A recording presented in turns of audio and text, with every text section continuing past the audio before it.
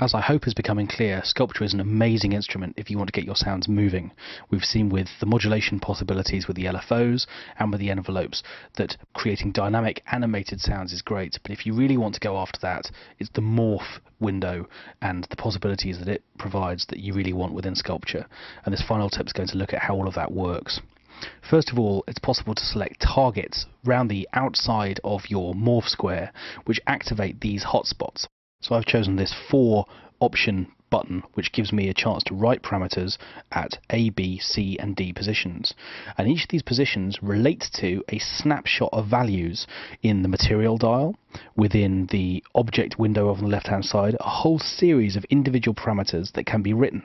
So what I'm doing is to go round and create a different change in material at each of my 4 locations. So basically A has its specific snapshot, so does B, so does C and so does D. And what I can then do within the morph window is to activate an envelope that will allow my sound to roll from one position to another, filling in the timbral variations between them. So what I've done is to create an envelope which moves from A to B and which will then zip off to different sides of the square with the sound changing at every stage along the way.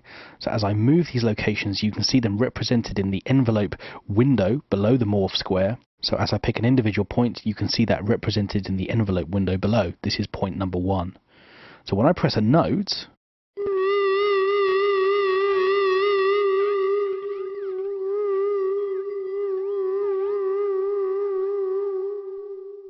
my sound morphs around the envelope, tracking the material ball, so at any given moment you can hear the sound changing.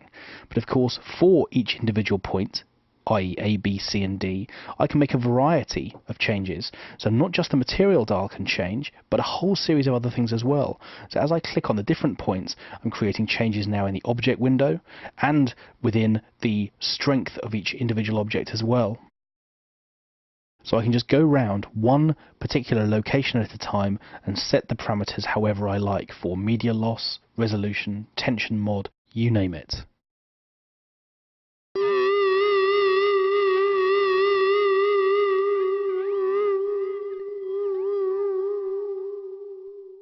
As with the envelopes, once you've created a shape you like, you can set individual steps for these points. How long do you want it to take for each point to move to the next one? And again, those can either be dialed in free in milliseconds or they can be synced to tempo.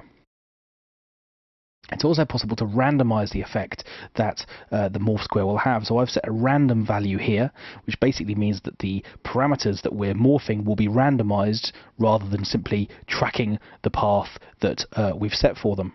Alternatively, we can record our own shape with the combination of a note and a movement of the red ball in the morph square. So as I play a note and move the morph ball, we'll see that happen.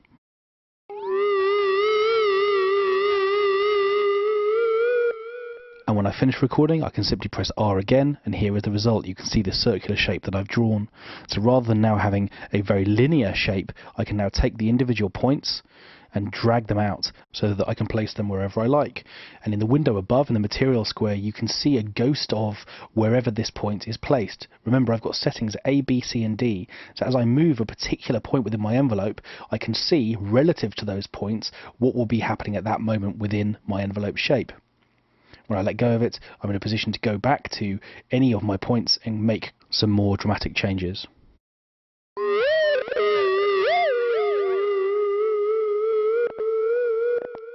So you can hear our envelope is starting to come alive now.